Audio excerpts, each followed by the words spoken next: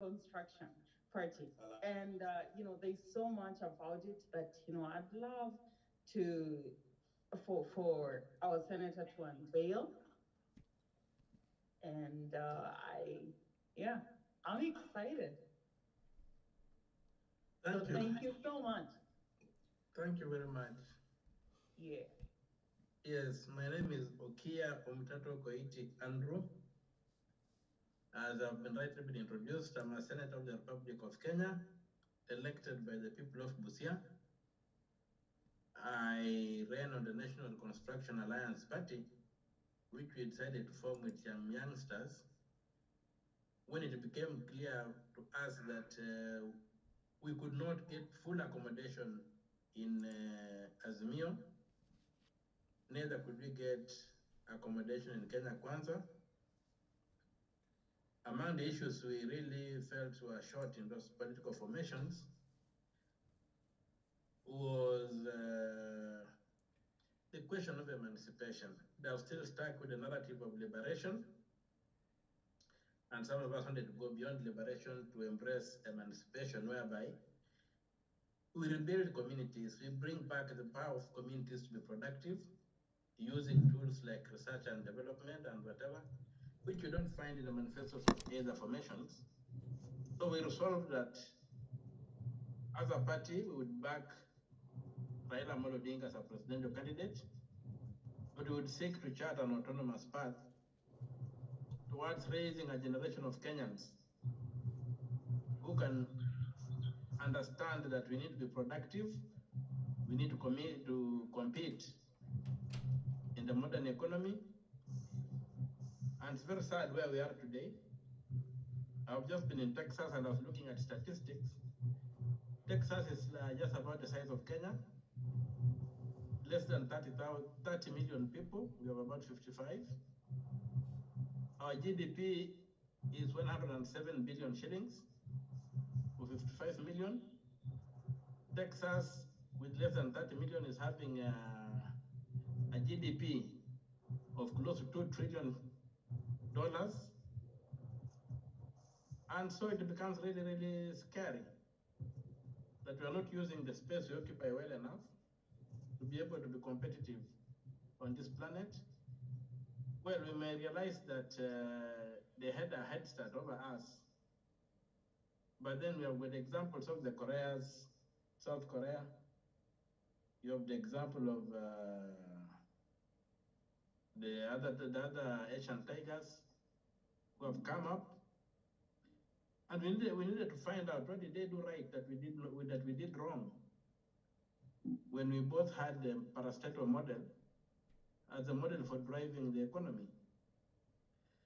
So we formed a party anchored on Republican principles of using public office, not for personal gain, but for purposes of the common good and to develop the country. Not Republican in the sense of the Republican Party in America, but Republican in the sense of the ideology of republicanism. So that when we talk of a Republic of Kenya, we should really be having a republic which is ruled by law, not by men. And we wanted to stress on production over charity and redistribution, because it's become endemic, whereby sometimes the country is held back, classifying themselves as minority. I'll give you an example. There was a time when they were choosing vice chancellor and the deans of the University of Nairobi. And I think it was under Amina, when she was the Ambassador Amina, when she was the Minister for Education, and she decided to take the list from the bottom. And the argument was that these are minorities. So I had to go and argue in court and say Nairobi University, being a center of excellence, cannot pander to the mediocrity of this minority ideology. A Samburu professor and a Kikuyu professor are professors, and there's no minority issue when we are rating them. A male professor and a woman professor are professors. The question of gender should not arise. Otherwise, our centers of excellence will become captive to some of these narratives that end up not advancing much. And we should not even be talking of minority rights. We should talk of citizen rights, and we make sure that every citizen is addressed as an individual, not as part of an ethnic identity or a social identity. So that's how we worked up and we began this Party of National Reconstruction Alliance with the view to getting Kenya to be productive and to compete. Already we are losing our competitive edge in East Africa due to this animal called corruption and what have you. So maybe investors can hardly invest in Kenya easily. So we need to crack the whip and we need to move forward. And so I'm happy that Daktari ran on our party. She may not have made it, but she planted the mustard seed. And so going forward, we want to grow this party with your help and get a new generation of Kenyans to come on board and say that, okay, how do we compete with America? What are our competitive advantages? What do we need to do to be able to carry ourselves? And I think there's a lot of wealth in Kenya. There are a lot of opportunities. If only we abide by the rule of law and submit the rule of law and treat everybody equally under the law, and the leadership of the country realize that they are really servants of the people, not masters. They are there to serve the people. And so I've gotten to the Senate. I intend to guard my autonomy and to vote on issues as they come. There have been attempts by Kenya Kwanza to get me on their side. They've dangled some carrots here and there, but I'm not a rabbit. I have convictions, and I also realize that one day I'll be dead. The only thing that cannot die is the good things I do on earth. They will never die. Those are immortal. So watching this space and working with you people and others, I hope to hold my forte in the Senate, and I hope to maintain an independent streak guided by the law of Kenya and by the common good of the ordinary people of Kenya, so that we can become a republic that will be proud of itself. And I know that sometimes you have to fight alone, because some of the things you say might be unpopular. And I'm happy that I was just told that Baba has pushed me to the Public Accounts Committee, and I want to take that job very seriously and hold people accountable. And where it will be necessary to dissent, I will not be shy to do so, but I will not be carried by the majority, because I'm told there's a lot of corruption in that committee, and people use it for rent seeking. And I'm sure Baba has given it to me because he believes that I may be able to stand up to some of these things. And I pray God that I should be able to stand up and make sure that we slay corruption in whichever way it comes. So that's the short introduction I have. And it's true that I'm not a lawyer. I just go to court for fun. I'm not a lawyer, I just go to court for fun and I have to excel. But I also realize that the law is what the courts pronounce. So you can have a beautiful statute, but unless the courts pronounce it and unless we test it, it just remains on the shelves. So that's why I go to court, and I've been lucky to win one or two matters here and there, and we thank God for it. So maybe I'd leave my monologue there.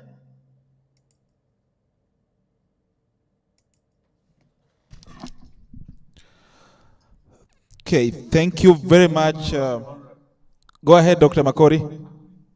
No, go ahead. Go ahead. Thank you very much, Senator Okiya Omutatah. It's a pleasure listening to you, not only when you are advising your fellow Kenyans, but also when litigating in court. Today is a wonderful day, and what Kenyans are also listening or want to listen or want to hear from you is the political dispensation right now in the country. Lots of information that some people have been bought. We don't know whether you have also joined the bandwagon of being bought. And those are some of the issues Kenyans want to really listen and hear. Are you also on the money minting spree? Or those are just rumors? And the other thing is, I'll let it for Kenyans who are actually here to ask the questions by themselves. Let me not put myself as the very person to ask questions. Me, I'm just a moderator, so the best option is if you've got a question for Bwana Okiya Omutatah, what you need to do is raise your hand, then we'll give you a chance to ask him a question. But be very brief. We don't want you to advise Senator Okiya Omutatah. What you need to do is ask your question and let Senator Okiya Omutatah respond. Thank you very much. Yeah. Thank you so much, moderator.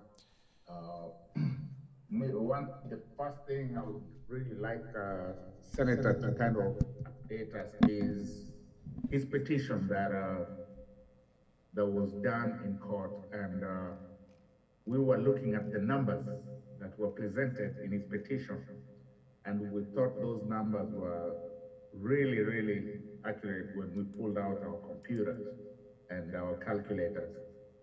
So, Senator, please tell us about these petitions and what makes you think that this petition was thrown out. Thank you. Yes, I'll begin with the first question, which said whether I've been bought or not. There have been attempts to compromise me right from day one, but I personally believe in having an autonomous mind.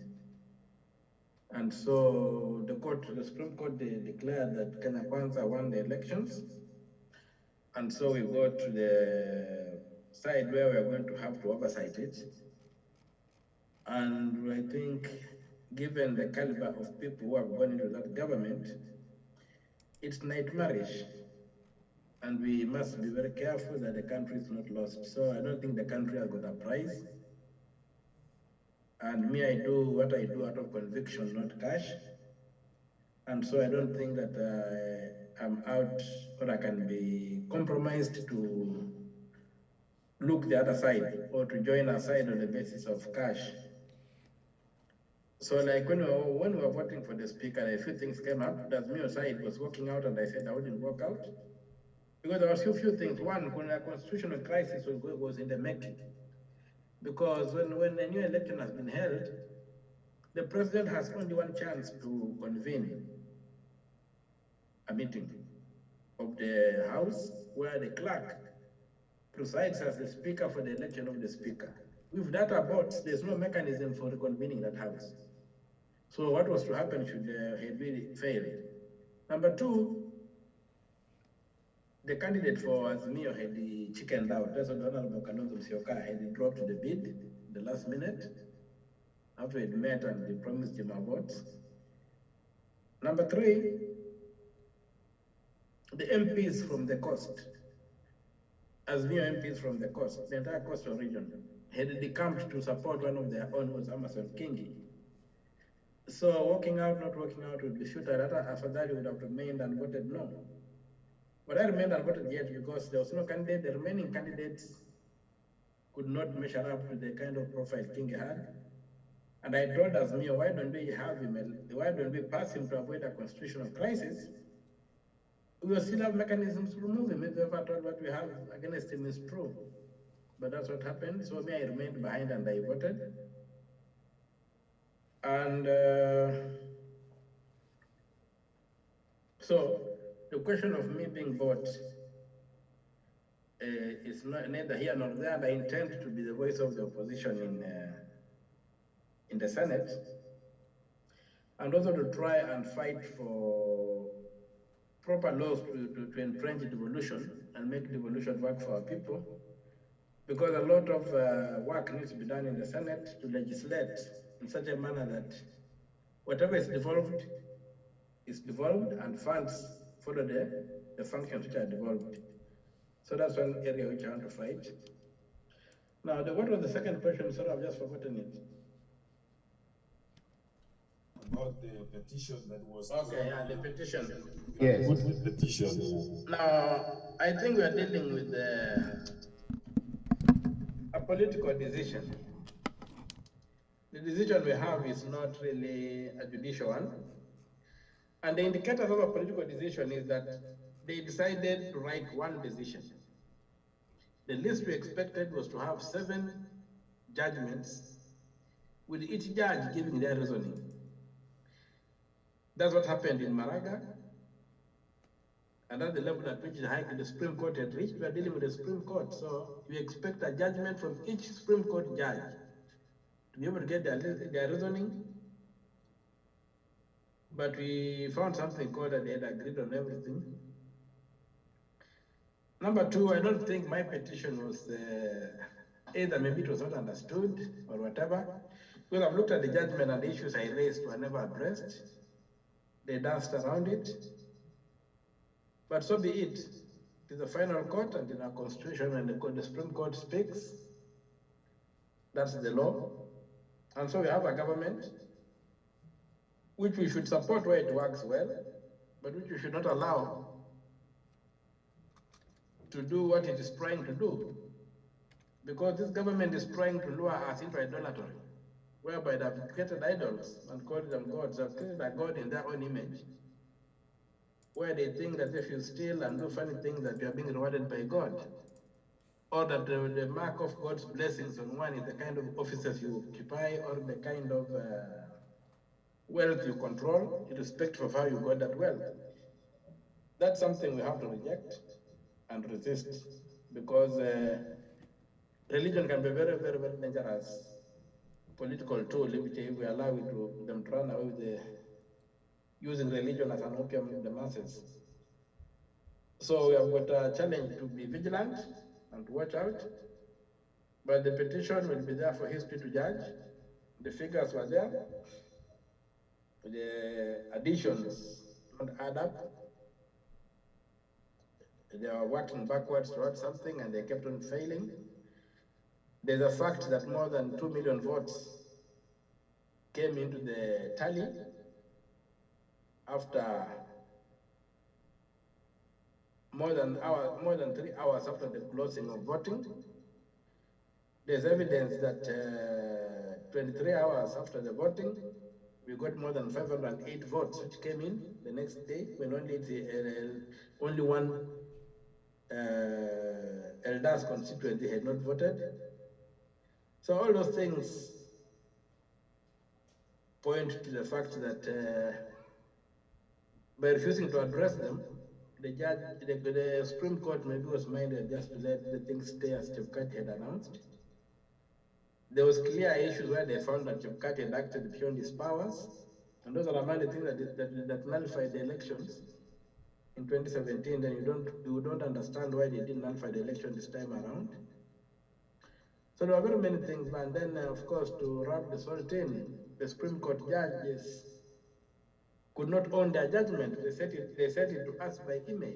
We'd have expected them to sit and read it so that they can pronounce those words that they've written, but they sent it by email in a country whereby a very, very small population has access to email. And so maybe if they had done to national TV and radio, as the media usually covers, it would have reached more people. But it was a political judgment. And there were attempts to intimidate some of us, like one of the judges, that is Justice Lenaona, came after me, hammer and thorns, for a reason I've never understood. But that I'll deal with. But anyway, it just shows you that they're also not sitting pretty. But the danger is that voter apathy in Kenya is now very high. People may not turn out to vote. And next time, if you are to get into a situation whereby people are disputing results, they might resort to other tools other than the judicial process. So that's where we are. But just rest assured that I will not be bought, and I will need your support. And also, I would want you to use that opportunity to help us bring in bills, so that we can have serious legislation and motions. And the petition, the judgment we have is a political judgment, it's not a judicial one. So it's one guy that's not worth quoting. But it's a final judgment which we accept, and we get over it. And do our eternal vigilance over the government that has been pronounced. And that's all for now. Thank you very much, Senator Okiya Omutatah. I'm not seeing a hand raised here. I don't know, guys. We have to follow the laid down procedures. We are not going to allow just to start talking without raising your hand. If you have a question, if you want to write a question, just write it down so that we can continue on that particular aspect. Senator Omutatah is here to answer very pertinent questions. He's a litigator, he's a human rights defender. We've known Omutatah since when we were young.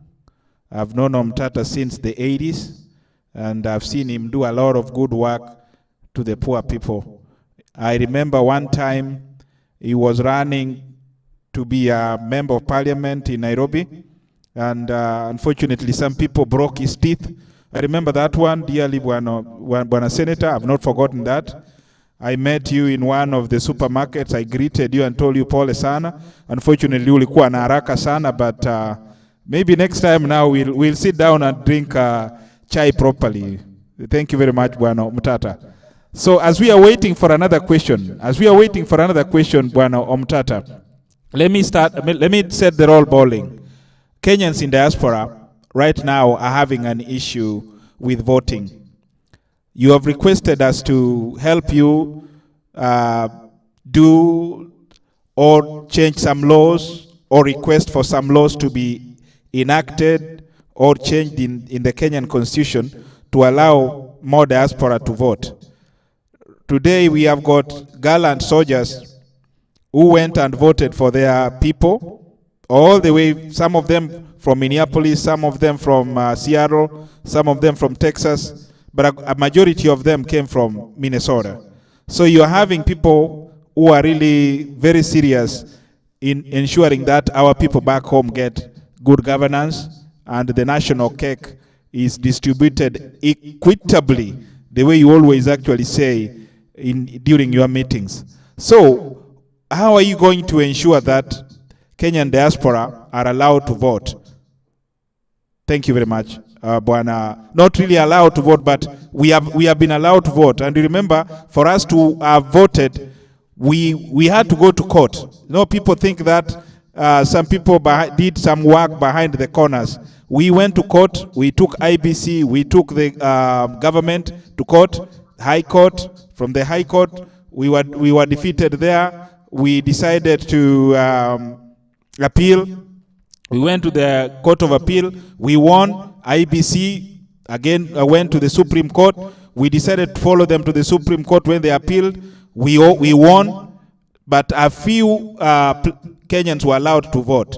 Now we want all Kenyans to vote wherever they are. The problem is not the money, because we've got money to even accommodate the poll agents or the IBC people.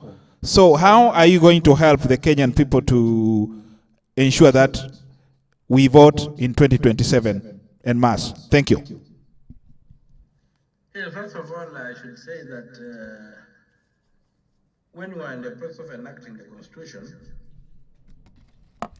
I made a petition to the special court, the special tribunal for the Constitution, which was sitting.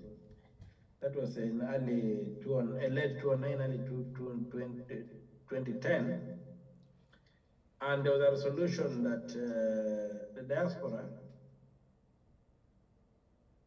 was not part of the foreign relations of Kenya, but it's part of the Kenyan citizen who is out, who cannot be easily handled through what the traditional embassy has. So the diaspora is a constituency of Kenya that needs to be addressed. So recently, when the right to vote was granted, they had said that you cannot use your ID cards, you must use your passports. I took up the challenge. I was able to get a temporary reprieve whereby you are allowed to vote using your ID cards and not necessarily a passport. And so we are still fighting. The other thing we have to look at is the constitutionality of creating a diaspora constituency. Because right now, we have got 47 counties in the constitution, 290 constituencies. So the ideal position would be to ensure that the diaspora don't just vote for the president, but they vote for all elective positions, all the 6 elections. The technologies are there, but the politicians are unwilling to allow us to do that. They still want to go manual, but if you look at our constitution, Articles 81 and 86, the election must be simple, verifiable, clear, and those kind of attributes. And if you look at Article 140, a dispute has to be resolved within 21 days, 7 days preparing a petition, and 14 days for the judges to deliver judgment. That timeline anticipates a digital election. If you go to 138, there are no spoiled ballots. They don't talk of spoiled ballots or votes. They just talk of votes cast, which was anticipates a digital platform, because a digital platform, you do not have, you don't have the capacity to spoil any vote because the choice is limited. You have just to click on a candidate. So that the team's kit should be upgraded to allow for people to simply vote digitally in real time, have the results, and be given maybe serial numbers for being able to verify that their votes were counted to the candidates they voted for and stuff like that. So if that is done, then it will be very easy to open up voting to the diaspora, and you can simply get onto the platform and cast a vote for whoever you want to cast for, from wherever. So that's the area, that's the way we should go. But there is resistance to digitalizing the electoral process in Kenya because people still want to have a way of intervening and maybe distorting the results or massaging the results, I don't know. So that's the way to go, and I think I'm fully supportive of that diaspora issue. President Ruto has announced that he's going to form a diaspora desk or diaspora department. Let us see how it comes up, and we hope that it will be able to maybe to network with agencies that are scattered around the world that can verify documentation and whatever, so that you don't have to travel to Washington to get a passport. You can simply go to any of the agencies, have your data processed, and then the Kenya government receives it and they issues you the passport from wherever you are. After all, we are already doing that with the goods that we import into the country. Kenya Bureau lacks the capacity to be in every port of export, so they hire agencies which can verify goods to the Kenyan standard and then they're shipped into Kenya. So you can have a way of the government having data processing companies that can be used to help the diaspora process their documentation and stuff like that. But I think the diaspora is a very, very important constituency in Kenya in terms of skills, the skill set that you have, in terms of the money you remit. And also the Kenya government should be able to begin supporting the diaspora where people have got ideas that they want to invest in, just like the Chinese are doing. We put resources and we can finance a venture, a startup venture by members of the Republic who are in the diaspora, so that they can create more wealth. And when they become wealthy, then the country also benefits because they are able to repatriate, they'll be able to give back maybe in other ways. So that's what personally I think needs to happen. It's a big area. It needs serious attention and proper legislation to be able to unlock the potential of the diaspora, so that no, it's not just people on their own, but they must be able to feel the Kenyan state in real time where they live and where they work, so that they can know they are Kenyans and they're not being treated as foreigners who have to go through the Kenyan embassy, but our department directly through the government, whereby their issues can be addressed the way issues of somebody in the village in Kenya are addressed. That's the direction I think that we need to go with the Kenyan diaspora.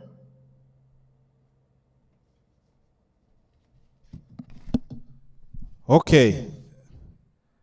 Thank you very much. Does anyone have a question? Dr. Dr. Makori, do you have a question from your end? I see there's Dr. Chris. Chris has a question, and Judy also had a question. They wrote on the chat there. Dr. Chris, maybe you can ask the question. Dr. Chris, go ahead. Thank you, Mr. Moderator, and everybody. Mr. Omutatah, is my first time to see you on Zoom. Welcome. And I think Minnesota is the right place you could have started with. I'll come there. We have everything here. We plant organic food and everything is organic. So next time when you want to come, make sure that you come to Minnesota. And as part of the political process, I think Minnesota is one of the states that has been really working hard with Mzee Raila, and we still don't know what to say, but we have really been doing our best, and I believe you have done your best, and we thank you for what you've been doing. Thank you. And we believe that you'll continue doing the same, because people sometimes when they get positions and they assume power, sometimes they get so many influences, and then they might forget what they were advocating for before they got the power. So we trust that you'll be a unique individual in the Senate who will continue doing what you are doing from outside, because usually spectators are very good, but when they are put in the field to play, they sometimes don't do the same thing they were doing. So my first question, because before you influence a process, and now there's something in our national parliament where they are debating about who has the majority. And I believe you understand this. And I know there will be a lot of influences, there will be a lot of tactics played, because like today we understand the president was in parliament having lunch, which is not very usual. It's not usual for the Supreme Court judges to stand outside parliament to welcome the president when he was doing the same, the inaugural speech. Even Moi never did that. So I don't know where we are right now, but could you start by telling us, because you understand better, who was the majority in parliament, and then what will that majority do in parliament? Because I know the executive draws powers that have been put there by parliament. The legislature draws power that has been put there by parliament. So, and that's where we say whoever has influence in parliament can make changes or can make an impact. So where are we in terms of that, and what's really the procedure of determining that? Number two, I think we have so many good people, very intelligent Kenyans, who probably everybody is trying to advocate ABCD without these people coming together. They have very good ideas. You can come to us, talk to us, and give us brilliant ideas. Many people come here and talk to us. They give us very brilliant ideas. But how do you come together as great minds of Kenya so that you can put these things together and make an impact? Because talking a lot, maybe you have done your part, but I believe that people talk because some of them want to. I'm not being judgmental, but they shine and they talk very nicely, but behind the scenes, they do things differently. So is this a problem that is with us as Kenyans or as Africans, that we can talk and then we don't act on what we have said? And I think I don't know, there's an echo, but I also want us to, if you can have now that the court does not give a good verdict for Kenyans, because Kenyans expected the Supreme Court to give us a fair verdict of what happened. Now they did not give it. So is there another option, or we just agree with it? Even if accept it, even if we disagreed with it, we just get comfortable and assume that everything is okay. Is there anything else that we can do? Because I believe even the judges, when they are sleeping in their homes, there's something that is bothering them in their mind. What can we do next? Thank you, the chair. I yield back. Yes, Daktari, I've heard you. First of all, I think the issue of integrity has nothing to do with our race, being black or being white, African or European, Asian. I think it's a cultural thing, and cultures are developed through leadership. What we really need is to get leaders who can stand up and demand certain standards to be pushed through. What the president is reported to have done coming to parliament is a lot of PR they're trying to play, because I think they realize they're running a minority government in terms of real numbers on the ground. I mean, if you look at the areas that, if you look at the electoral map, it was all blue. Red was very small patches, relatively small.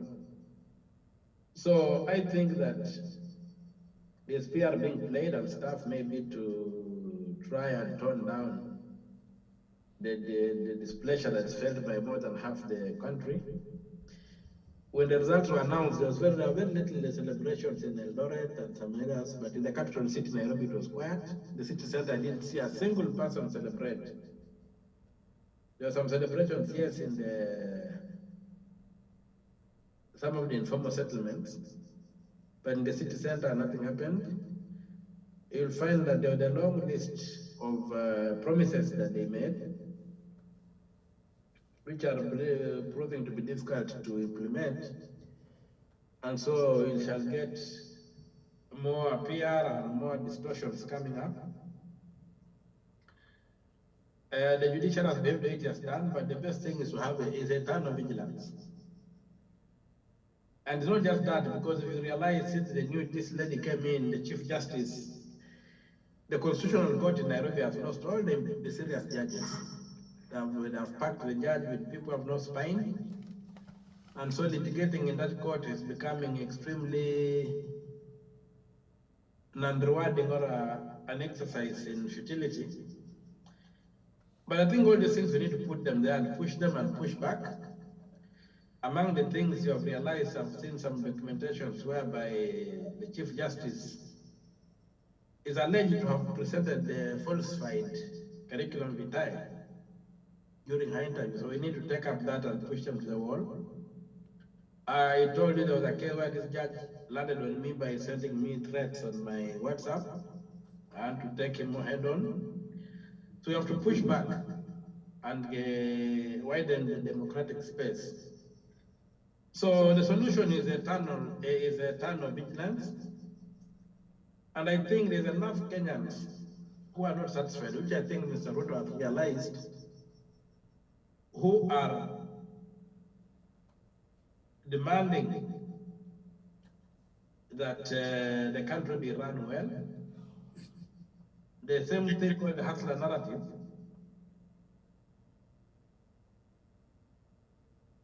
Got on board many young people who have got expectations which they need to fulfill or manage. And so I don't think even those who got in power are going to sit pretty, because the things are not rosy. We need to really come together as a nation and have an honest discussion. Stealing an election is one thing, governing is totally another thing. And so, when you see the judges coming out the way they did, which was quite an insult to the independence of the judiciary, because it never happened whereby the judges come and they stand there like they're inferior to the president. We've got three arms of government: the executive, the judiciary, and the legislature. So the heads of those departments are not, none is superior to the other. They perform totally different roles.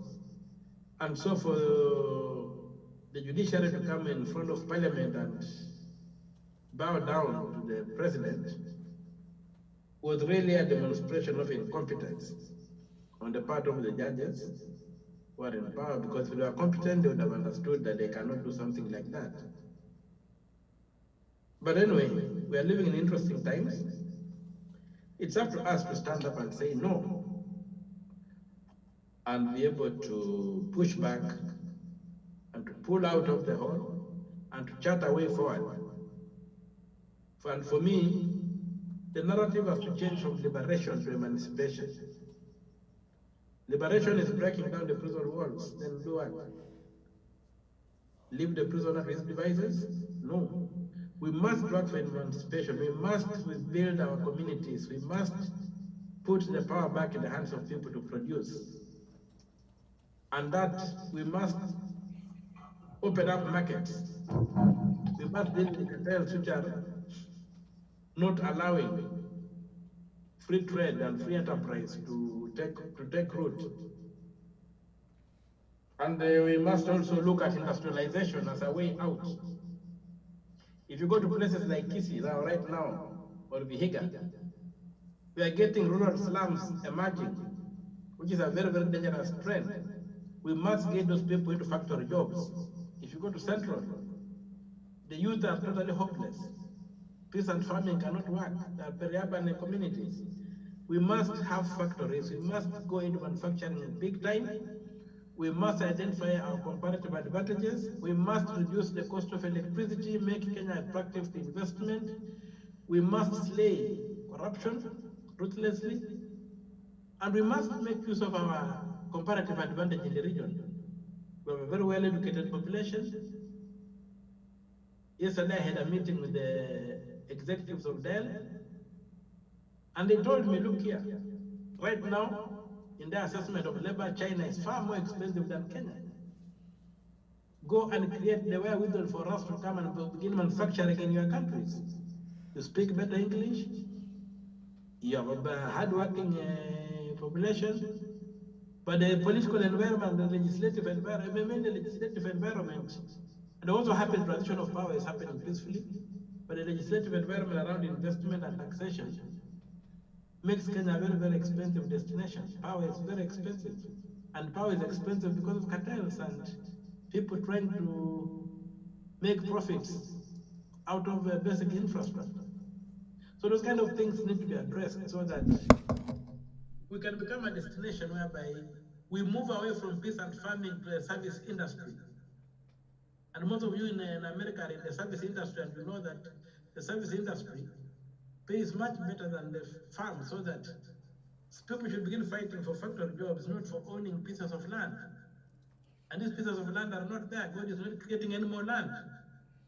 We cannot begin living in a street without seeing that we are making too many babies, and we do not have to, God is not making any more land. So we must industrialize. We must urbanize. And these are things that must be done deliberately, not by accident. We must replan our cities so that they can be functional. not cities which grew like they don't know where they are going, and then you find that service delivery is impossible.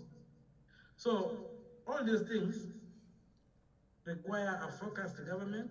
They require an ideological shift from depending on aid, from depending on charity, to saying, okay, what can we do with what we have to get ourselves out of this hole, to get out and then chart our way forward. And so that's a discussion I personally would like to have within the National Reconstruction Alliance. And one of the things we want to do is to have this party have proper cells and proper branches in all the counties and the sub-counties, and also in the diaspora. We need to have very serious, so that we can have a serious narrative, not through civil society groups, but through a political party formation where people want to take over power and do what they're talking about. Because some of us having been in civil society realize that you agitate, you fight, like we got the constitution, then we hand it over to the same monkeys, to the same thugs to implement. So if we work through a political party formation and have candidates who can then go into the majoritarian institutions and into the civil service and implement these things that we are convinced need to be done, then we are likely to move forward. And so that's why one reason why we formed the National Reconstruction Alliance. And we don't want it to have any cult, any personality cult. We just want an institution where we give the best a chance to go for the offices they are best suited for. We don't want a personality cult. We want a political party with democratic institutions where people come in and they have a platform. Those who buy into the ideology of the party, and they have a platform to lead the party, and we give the best endowed among us to lead the party. If you can be a kingmaker, don't fight to be a king. Just be the kingmaker. Let those who can be kings be kings. And so that's why you have this National Reconstruction Alliance. And one of the things we want to do between now and 2027 is to build this party and make it a very serious ideological movement. A big part of the party is largely membership of university students and college students. Some of them, their homes are the party offices. You could not afford to hire officers and staff. But these are people who are ideologically geared towards emancipation, so that we move away from, biblically, Kenya likes quoting the Bible. We move away from Joshua and go to Nehemiah. So it's no longer again a Joshua coming out of Egypt into the promised land. We're coming from Babylon to rebuild Jerusalem. That's the kind of narrative I would like to see emerging. So that we say already what we got independence, we messed with it. We have seen the consequences. Let us rebuild. Let us then work and see how we can go forward and emancipate ourselves. I don't know if I've answered that question. Thank you very much. Thank you very much, Bwana Okiya Omutatah. I've got a few questions. Yeah, you've tried to dig deeper into the question which Dr. Chris actually asked you, though you left a few elements, but we can forgive you for that. That is okay. Let's go. You'll definitely get a chance to answer it properly. But because of time, we've got like 20 minutes so that we complete this discussion. And you've seen, Bwana Okiya Omutatah, that the people in Minnesota are very serious, very serious in ensuring their country back in Kenya is governed well. And they are really very ready to ensure that things work in the very best interest for the poor people. So I have Bwana Adoga Kiharangwa.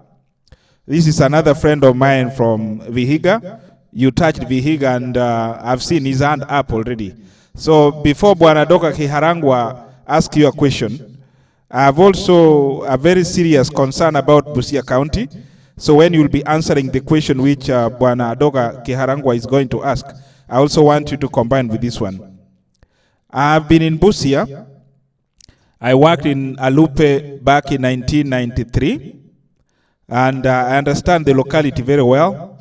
I understand Teso very well. Let me say I understand the whole of Busia district, the larger Busia district.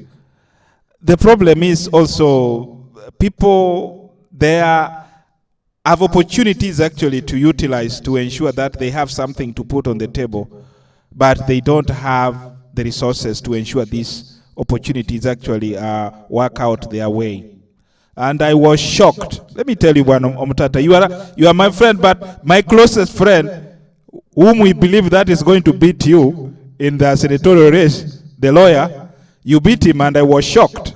So, Okiya Omutatah, what do you really have for our people from Busia to ensure that at least you at least shelve some poverty levels, so that at least a few people from Busia are at least having 3 meals per day in their houses. So, Bwana Adoga Kiharangwa, I want you to join my question so that Senator can answer them both. Thank you, Bwana Adoga Kiharangwa. Then later on, Colin Sorenge will also come. Thank you. Senator Omutatah, welcome to America. Thank you, thank you.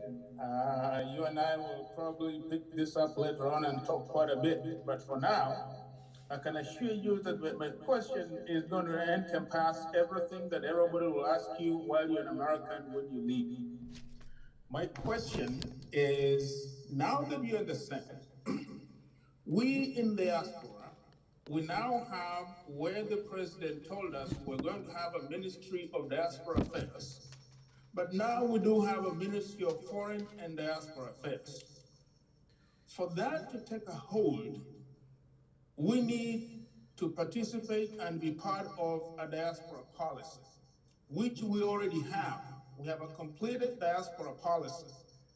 We do not have tentacles in the current government to make sure that policy is part of what Dr.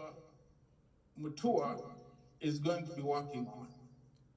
I would like help from you, either in responding to that or later on how we can go about this, because we cannot let the diaspora department be built on that so-called diaspora policy 2014, because it says nothing about diaspora, it has no appendages, and has no enforcement mechanism. And I will also echo Mary's question, being on the local level, where the reason you ran is for your people in the county, and so we expect a lot from you.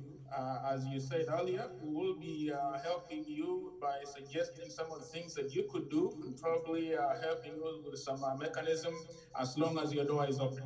So we are here to help you in each way, any way you want.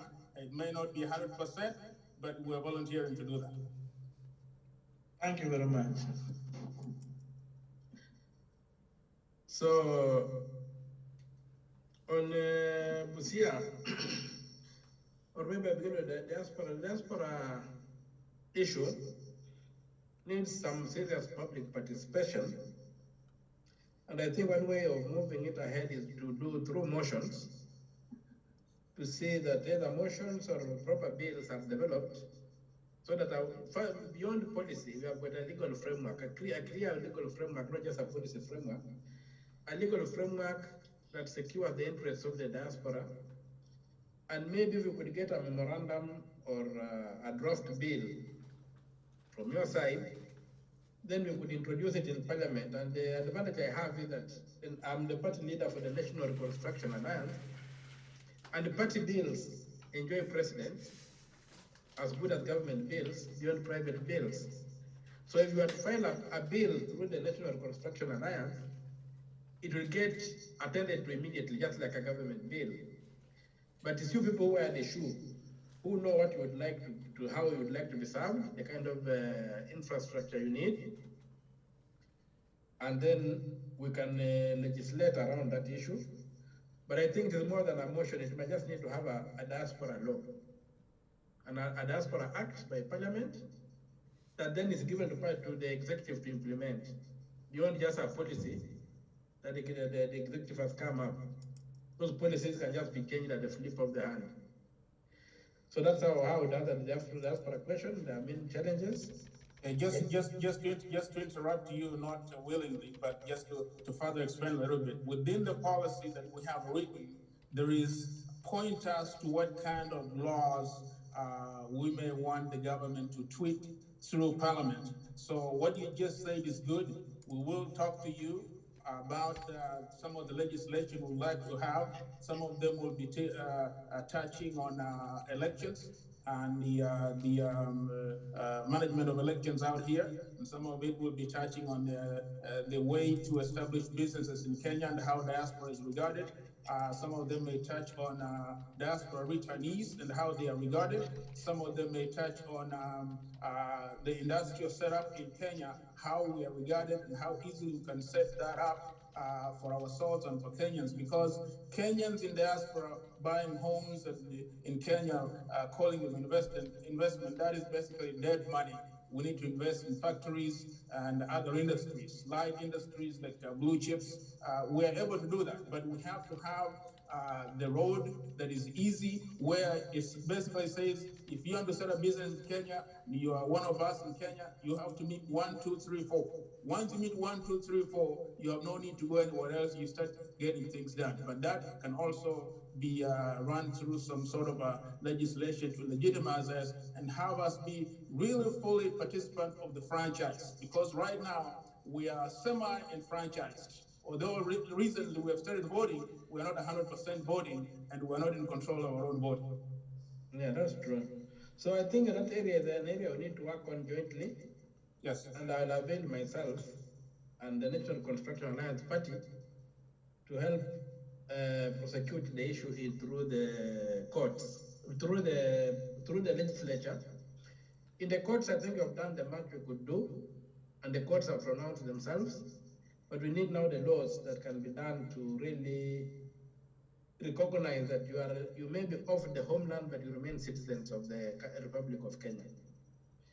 Going to Busia has got many challenges, as my friend has said, and they range from disasters that we usually face annually in areas like Bunyala. And if you look at them, when I was campaigning, I decided to go to those areas. I had not gone there, but I managed to go to those areas, and I moved around quite a bit. I went to the islands. Some of the islands have been occupied by Ugandans. And you'll find that the local people tell you a simple issue like, you know why we're having floods is that the rivers have silted and the water does not flow into the lake. But because it is juicy and maybe people make some money building dikes, they have refused to dredge the rivers to free the water so that the water can flow and people can go back to their farms. Those are the kind of interventions we want to see. There have been issues of the revenue collection, whereby the revenue collected by the county, was it called county council, is many times higher than the revenue being collected by the county government. Those are areas we need to interrogate and audit to find out why the revenue has plummeted less than a quarter of what it needs to be. We need to create new revenue collection centers like Busia. There's no parking place for vehicles, and the town is in such a mess. And those trailers will tell you you can't pay parking fees, so we are crowding your town because we are in a jam. And international law does not allow you to charge parking fees on a vehicle which is on the road, but which is being held in a jam. So we need to intervene in those areas. We also need to intervene in terms of investments. Busia sits at a very strategic position in that it's the gateway also of the food that is eaten in Kenya. A lot of the cereals eaten in Kenya come from Uganda. They go through Busia. You find a lot of the fish eaten in the Congo come from Lake Turkana and they go through Busia. No value addition. The value addition is being done in Congo. A lot of the things that are mined in the Congo go through Busia as raw materials. So there are many areas that people can engage in. We have got the blue economy. A big chunk of the lake is within our hands. We have a problem of insecurity on the lake that is largely caused by Ugandan soldiers who come in and harass Kenyan fishermen. One of the things I'm trying to look at is to see if the government can deploy the Kenya Navy on the waters of Lake Victoria, the way to deploy the land army to Hakati Barracks. And since Hakati Barracks was put up, incursions from Uganda over land have ceased because they get scared. So I don't know if it will be viable to get the Navy to move some of its gunships from Mombasa into Lake Victoria to protect the waters of Kenya. We have islands that have literally been taken over by Uganda, but are Kenyan islands. We need to recover them. You have got major issues with water, and the environment is totally gone. I think we're about 1% tree cover. So we need to work on that. One of the things I want to explore is the Nile Treaty that says you cannot commercially exploit the waters of the rivers which flow to Lake Victoria. We want to see what do we get out of it. So there's a narrative that says there's money that is paid, but it never gets into our coffers. We would like to know where that money goes under that treaty. So there are several things, and also education. You'll find that all the good schools in Busia have really failed. You find that it's the day schools that are performing, but the big boarding schools have literally died. You get a school like St. Paul's Amkora used to have more than 1,000 students, now have less than 300, and it's performing dismally. So you wonder what is wrong with that. You find that a lot of public spaces have been grabbed. I was able to recover 843 acres after prosecuting the likes of Kidero and others who had grabbed it for 8.5 years in court. I was able to recover that land. It's available for investment. The government has agreed to make it into an industrial park, and I hope that when the proper infrastructure is laid, we'll be able to attract serious investors to give Busia an industrial base. There's the airstrip, which was also grabbed. I've already temporarily recovered it. So we are fighting with these guys in court. We want to get it back, but given the location where it is, we may just have to use it for planning the town. But then we acquire land, because Busia is not a county that should have an airstrip. Busia should have an airport, because that airport would serve Uganda. From Busia to Kampala is only 4 hours. It would serve Uganda, it would serve Rwanda, Burundi, more than the Kisumu airport does. So Busia requires an airport, and we're going to get land. In the colonial times, Busia had 3 airstrips. Today it has almost just none. But we know where those lands are. One in Amkura, one in Busia town, and one in Nangina or Funyula. And so we want to intervene. In medicine, hospitals are in a total mess. And one of the things I discussed with Governor Okiya was that, and we seem to have agreed, was that we need to kick medical personnel out of management and just employ managers, administrators who run the public hospitals, and the doctors do what they are trained to do, cure patients, not run hospitals. Anybody who wants to run a hospital must have capacity in public administration and finance. And also usually the contradiction whereby doctors come there, open private clinics, and then steal from the public and use it in their private clinics. So I want to try and put an end to that. We also want to try, and one thing I also want to try at the national level that I've been discussing with fellow senators, is to try and create a public, to create a commission, a public health commission, nationally, to be the employer of doctors, to move the employment of doctors and medical personnel away from counties, just the way teachers are, so that doctors don't have to answer to MCAs, and also to standardize the provision of services so that they can supervise themselves, but try and put hospitals under management, which is not necessarily the medical personnel. Like now it's happening with the hospital. I think the managers are not doctors, medical doctors. You go to, I think, Kenyatta, the managers are not medical doctors, and they're doing a fantastic job. And if a doctor would be interested in managing a hospital, they should give demonstration that they are properly trained in public finance and administration. So those are among the things you want to do, both at the local and the national level.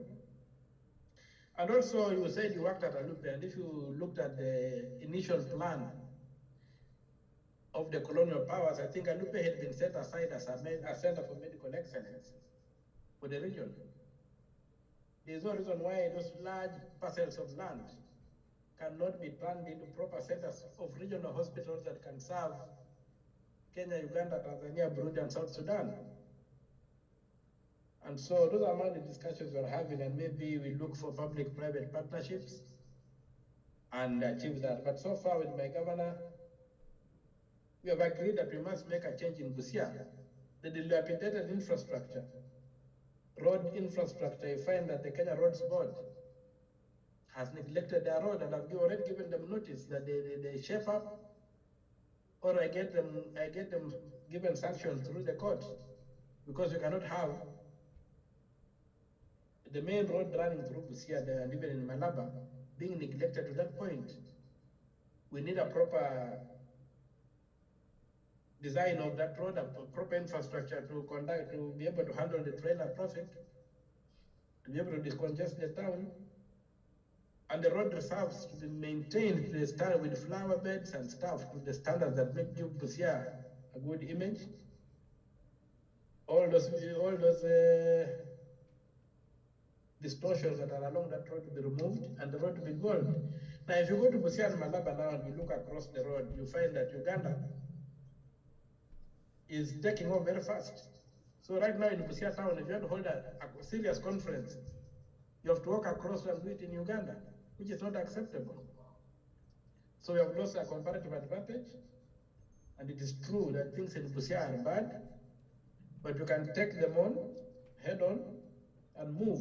One of the things I've done, and I've already given notice, is that gone are the days when we shall have what I call cluster budgets. I want the county of Busia to produce itemized budgets.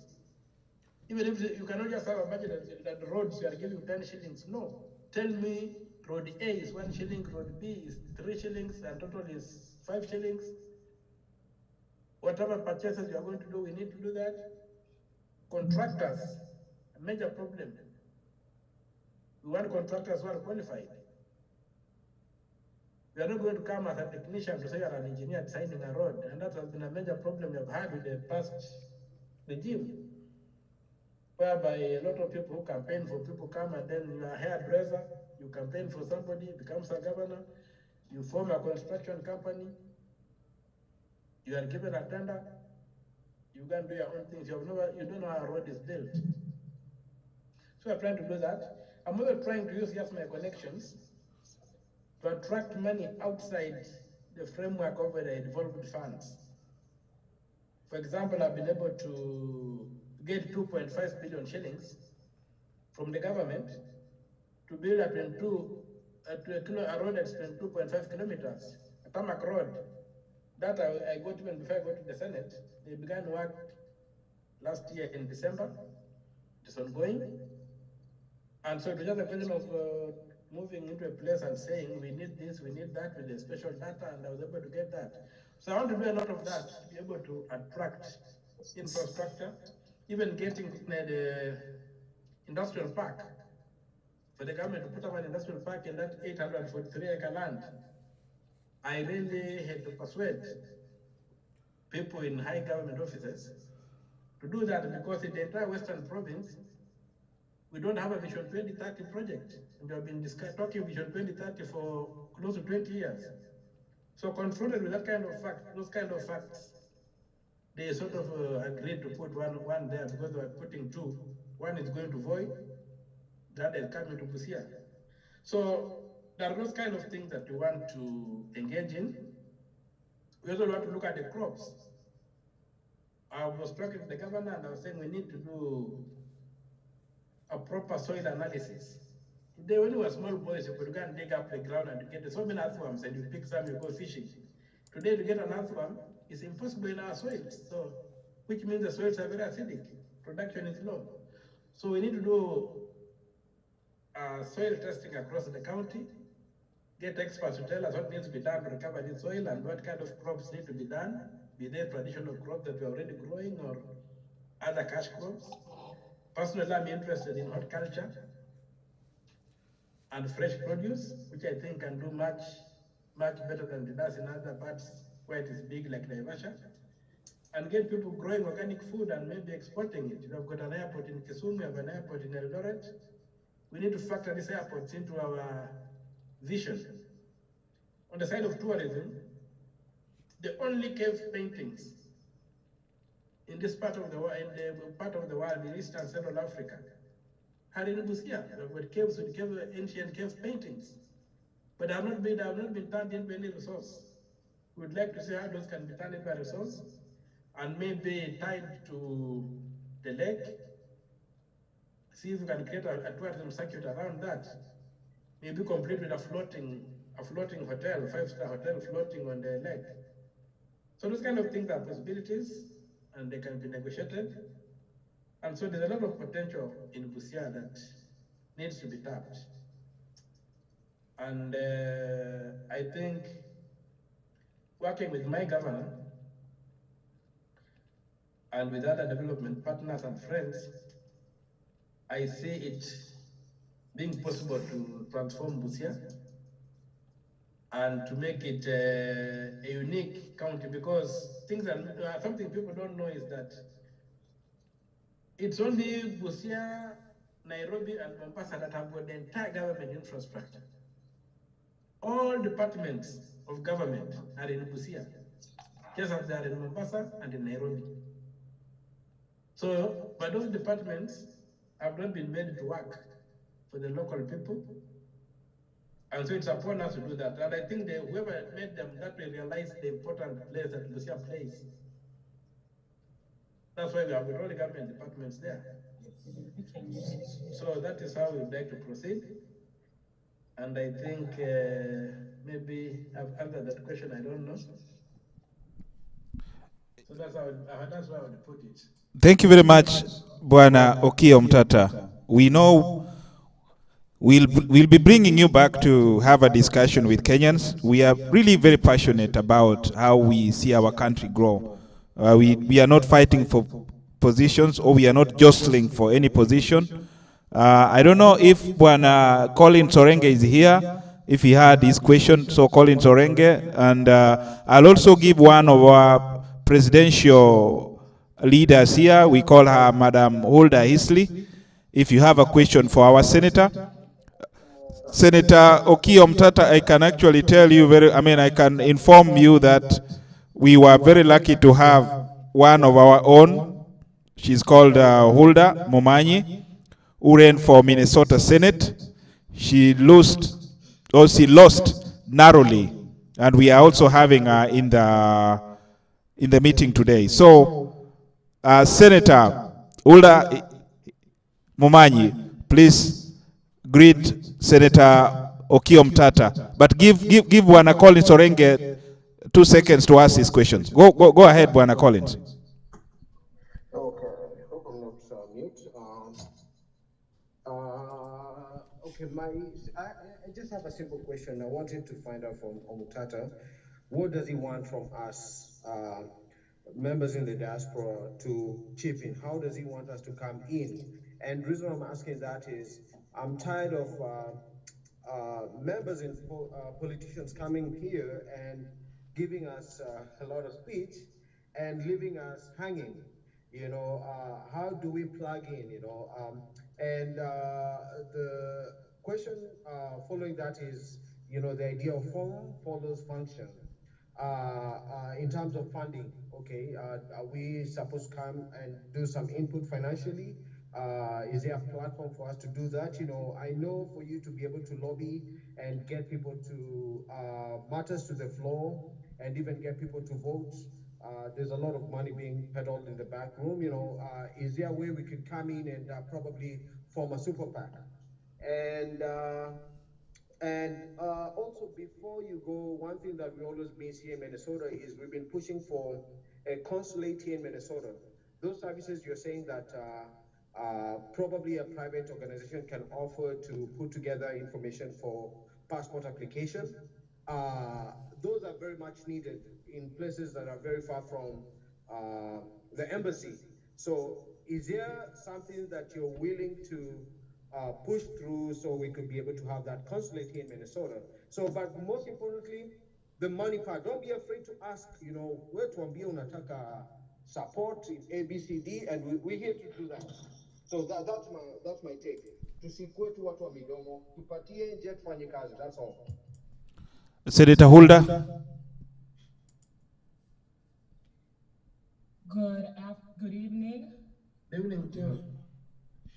Honorable Omutatah, thank you so much for being with us. Thank you for just having this conversation with the diaspora. I know that we all are very well invested in what happens in Kenya. We still have families back there. And so I applaud you for just continuing to have this discussion. I also want to acknowledge my organizing secretary, Dr. Chris Omare, who's also on this forum. But really, I wanted to piggyback on what Mr. Collins said. I'm just here to listen and to support the community. But ultimately, at the end, we need action points. And again, I think it was Mr. Kibwato who talked about us not wanting positions. We just want a better Kenya. Because a better Kenya means that we also are doing better, we are thriving. Right now, somebody mentioned that most of our money goes to individual. It doesn't go to the economy to grow the economy. How do we go from this individualistic mentality and pour this investment? We send billions of dollars to Kenya. Can we take that and invest in, like one of us said, the manufacturing, healthcare, businesses, right? That's where the real growth, the sustainability growth is coming from. So from my end, I don't have a question. I'm just here seconding the rest of us here in the diaspora who honestly just wants to see Kenya thrive. And one of the main reasons why I ran for Senate here in Minnesota is I figured if I can run here, if some of us can run here and then have good governance back home, we can bridge this gap between Kenya and America and really open this channel of communication, of business, of development, because most of us, in most cases, have tried to invest in Kenya. But because of the infrastructure, we are disappointed. We find ourselves coming back here trying to figure out what's next. And it comes down to good governance. And so ultimately, we are looking for you to lead the way. We can sit here and have the same conversation we've been having for 10 years. We need consulate services here. We need voting power here in the diaspora. But at the end of the day, it comes down to what are the action points? Where do you need that support? And how do you see the diaspora play a key role in getting those things achieved? Thank you so much. Just to add, moderator, Banakebwato. Hello? Go ahead, Daktari. Daktari, go ahead. We have a few minutes remaining, please. Go ahead. Yeah, I just wanted to add on what our senator, now she's our senator, now that she ran for senator, she'll be forever our senator. What she just added, and I wanted Okiya to listen. When Raila came over to the US here, we had candid conversations with him. He had put in place a situation whereby the consulate offices, especially there was going to be a consulate office in Minnesota, and there was going to be a consulate office in Texas. When the ambassador came, I'm one of the who went to vote, and actually I went with a large group, most of them are here, and we again met the ambassador in Washington. And when I talked with him again here, he actually called me on my way driving again to Washington, D.C. In private, he indicated that they have already spoken to the governor. Everything had already been forwarded to Nairobi about having a consulate office in Minnesota and Texas. However, he indicated to me that there were some forces which were trying to take that consulate from Minnesota to Chicago. But he had said clearly, you remember even in his speech when he was here, that Minnesota is the one with the highest population, is the one that is the highest Kenyan population, is the one that is preferred to have a consulate, and then Texas. So Omutatah, I just wanted to let you know as a senator that these are things that have already been brought to the attention of the government in Kenya. They are aware about those issues of the consulate. Actually, as we had expected, if Raila was our president, Baba was our president, this were going to be, he actually wanted even to create a ministry of foreign, or for a ministry for the diaspora. So if there is a way, as they have said, I'm just adding so that you can combine these things. If there is a way, we can work with you. And I know you are under the National Reconstruction Alliance, but now that you are under Azimio as well, if there are other friends, other coalitions within Azimio, whom you can combine with, we can work with you with action points, as they have said, whereby we know, like, can we form a lobby group? Can we do this? You know, most of us, like me, have been with this issue of fighting for Baba, fighting for an equitable, for almost 30 years. I was about to give up, put up my boots, and go home. But now that at least you have come, I'm trying to get some hope that there's something still we can do, because I almost gave up. So as they are asking, is there a way we can work with like minds, with you guys, with issues that we have raised here, so that we can see that something is moving, you know? So if you can combine those questions and let us know, because of time, I know we might not get much time. But just, I want just, Yes, I'll skim through them. Yes, I agree that we need to have a formal structure. And personally, what I really thought that the formal structure would be creating a party that works between elections. Problem with our parties that they become active around election time, then they die. So, but if we could have parties, a party that can be pushed between elections, be it the formation of Azimio or whatever, we can have a structured engagement so that even if you form a super PAC, then the super PAC has got structure through which it is taken and has got how we can expend it. And it's not built around an individual. What I'm trying to run away is personality cults. And you find that these personality cults, when the key player moves aside, they tend to disintegrate and disappear. So like right now, if you look at ODM without Baba, ODM is likely to disintegrate because the structures are anchored on Baba, the same with the other parties. So what we wanted to do in the National Reconstruction Alliance was to create a platform whereby we have a party that can prosecute some of these issues that we are raising here. And maybe if we have got branches, like if we had a branch in Minnesota, they would have a way of participating and say, this is how we would like to do it. But it's very important to have a super. You don't understand what we are doing. You are new, but I understand. Don't. Oh, sorry. There's a disruption. Yeah, you can mute him. I think Kabata, you should mute. Yeah, so it's very, very, and as regards the Senator, Oda, I'm really encouraged that you ran for that seat. I think you have planted the mustard seed that Kenyans here can thrive and get and realize the American dream. Consul, yesterday I was with the Secretary of State of the state of Texas, and we went around, he had a chat, and he showed me the flags of people who have got consulates, and he said, Kenya has a big population here. How come you don't have a consulate? Can you go back home and try and see how you can get a consulate in Texas? Now I'm hearing the same about Minnesota. So I think what we will do is to move a motion in Parliament which can demand these things be done. And if there's anybody trying to block it through the administration, then parliamentary weight can be brought to bear to ensure that we have got. We throw it away. That was image. And then I also agree that the consulates may be determined by the population, the kind of populations that are in various parts of the US and other parts of the diaspora. And I'm sure the consulate system is not a very expensive one, because you'll be using local people or some people in the diaspora. And so that's a possible way to go forward. Lobbying, I think we shall need to lobby, but it will have to be on a case-by-case basis. The first thing is to agree on what we need to lobby for and the kind of money that is required to push this. I think we need to build the vehicle, then we look for the fuel. If we get the fuel before the vehicle, it can create confusion. So personally, I would think that we need to maybe have a meeting of minds and craft a vehicle that we may need to use to say that whatever we crave is within grasp, and then now get the fuel, which is the money, to push it. But the possibilities are there, the opportunities are there, and we want to engage from a point of being led and being taught. I cannot come to a point of saying I know everything.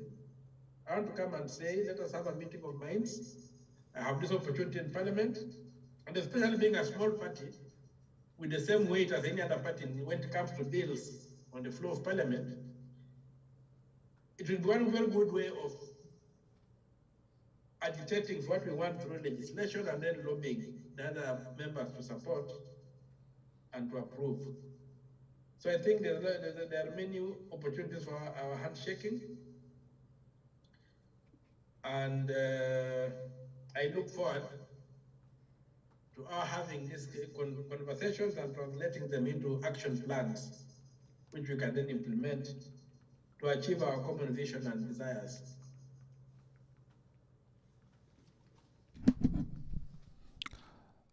Thank you very much, Senator Okiya. Are you done already?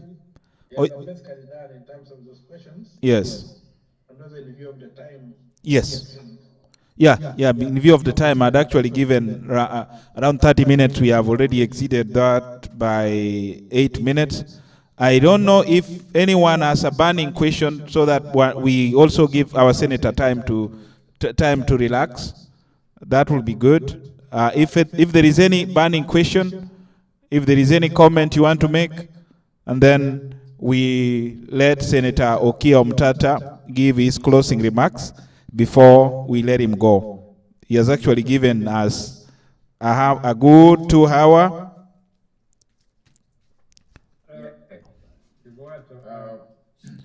Okay, so Let's start from Dr. Chris, then Mr. Young.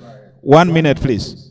Yeah, I want to thank Mr. Omutatah for having found time to talk to us, and we're very grateful.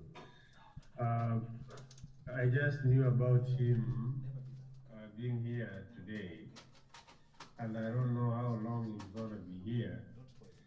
I was thinking it could have been one of those people who are blacklisted from leaving the country by Mr. Ruto, but I'm glad he's here in Texas, and I don't know how long he's here. So if we can make other arrangements to bring him to Minnesota or something like that. But all in all, if it's not going to be possible, we want to sincerely thank you and we wish you well. We want to support you in every way possible, and the people of Minnesota and the people here in the diaspora, especially in the United States, the people are very willing. They have their country at heart. So feel free to share whatever you have with us, and we will personally, with the groups that we have here in Minnesota, we will be following you, and we will do whatever we can to support you, because you don't have to be a president. The leadership and power, people who have been educated about power or leadership, it can go horizontally or vertically. So we don't even worry about where you are. What you do will attract a lot, and you will get a lot of power to influence the things that will happen in our country, irrespective of where you are. So we want to support you, and we want to believe that we will do our best, and you do your best, because it has to be a two-way. We can't support you if you are not willing to tell us exactly what is supposed to be done. So we wish you the very best, and we're here for you. Anything that you need, please feel free to communicate with us. And Thank you. and God bless you. Thank you, Daktari. Bwana Yang, please, 30 seconds. Go ahead. Yes, I was actually going to give the vote of thanks, but I wanted just Dr. Judy to say one word before I take it from there. Dr. Judy, are you there?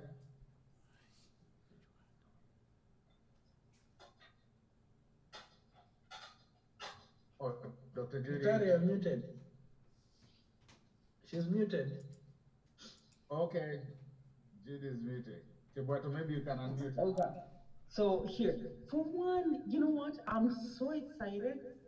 So excited to actually tell you that, thank you. Thank you for this forum. Thank you for everybody who made sure that this was possible.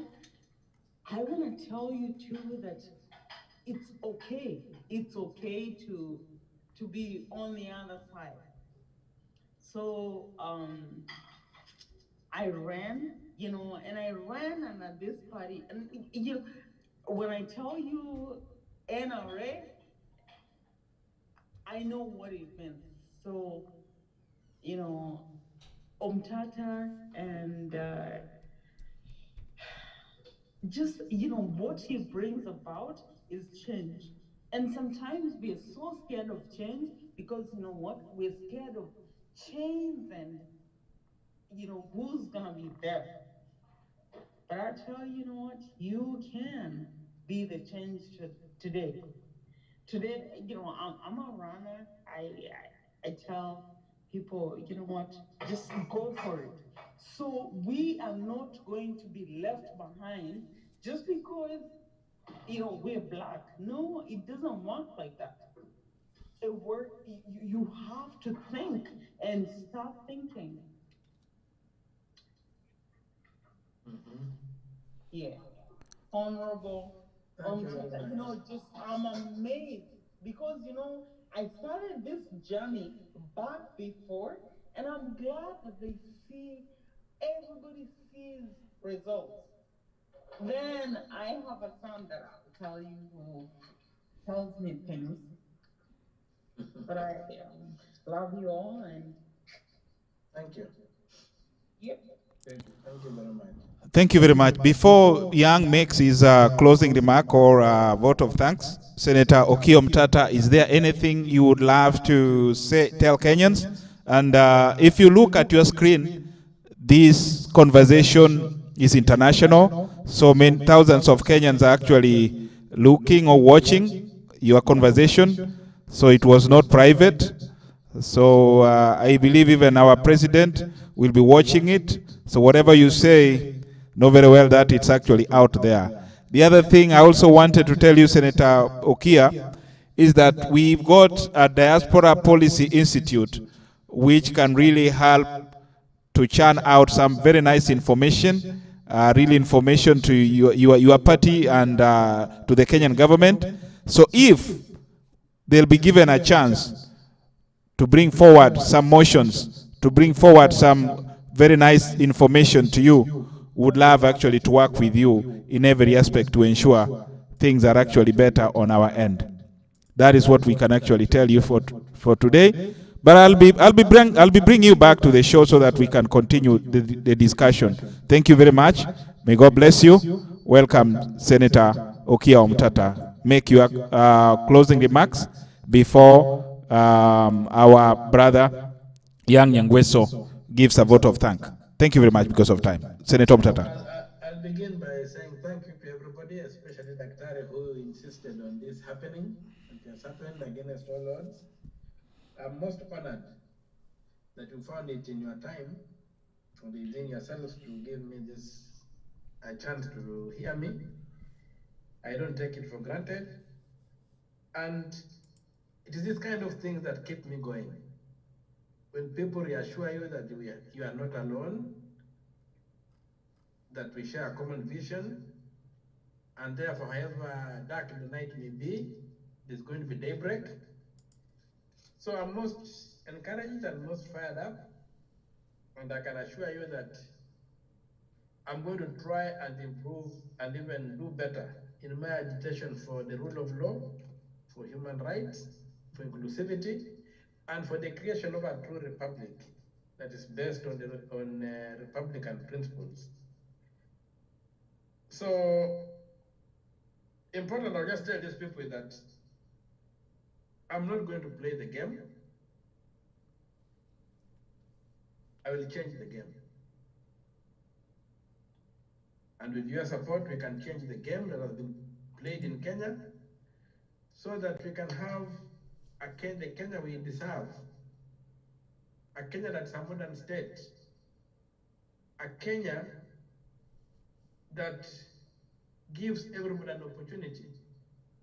A Kenya that translates its immense natural resources into wealth for the people. We have a lot of resources. We're unable to translate our resources into wealth. And I look forward to us coming up with a structure and an action plan to push and influence the politics of Kenya. We should not wait for another election cycle. We should begin right now to develop policies, to identify new leaders, and to feed in and to push where Baba has taken us, where he is. And I had a chance to have a chat with him before I came. And he reassured me that the excitement of the moment should not worry us. And he told me that going forward, if we remain steadfast, we shall change the history of this country in the direction we decided it to go. So I thank you all for this opportunity. I will want to discuss this with the party back at home and also with my PA and see how we can now create formal channels of engagement to advance our common cause or our common goal of crafting a modern state out of the Republic of Kenya. Thank you very much, and may God bless us all. Ian, go ahead. Thank you so much. That is a very powerful speech that you've just given with your closing remarks. I believe we want to set up a stage where we will be working with you on the ground. We will want to be communicating with you directly on some of the things we are doing. As the host has just told you, we have a think tank called Diaspora Policy Institute, also, which most of our members here are also part of. And we want to set that stage so we work together in the near future for the betterment of our country. So I would like to, just send a warm and grateful evening to our chief guest, Mheshimiwa Okiya Omutatah. We are so happy that you're here. And it is my privilege to propose a vote of thank you and acknowledge the contribution of those who made it possible here. The Minnesota Azimio Committee, through its chairman, and some of the members, Dr. Judy, who was an NRA member, who ran for Nyamira, the host, Omweri Kebwato, and all the other members who made it here. We have our Senator, Hulda Hensley, also over here with us. We just want to say thank you to everybody. So I, Young and Weso, on behalf of Minnesota Azimio and the entire fraternity, we just want to say thank you so much for your time. We know your schedule was busy, but you made time for us. And we want to continue dialoguing with you. Thank you so much, and have a good day. Thank you, sir. Thank you, sir. Thank you very much, guys. Thank you for your time. because now we don't really have any other minute now. It is the minute has been called off, and let's meet another time. And the other thing is, we were not only meeting as the Mio members, but Senator, you even had Kenya Kwanza people, so let's not assume that this was only as Mio members. You are talking to Kenyans in diaspora. Thank you very much, and may God bless you.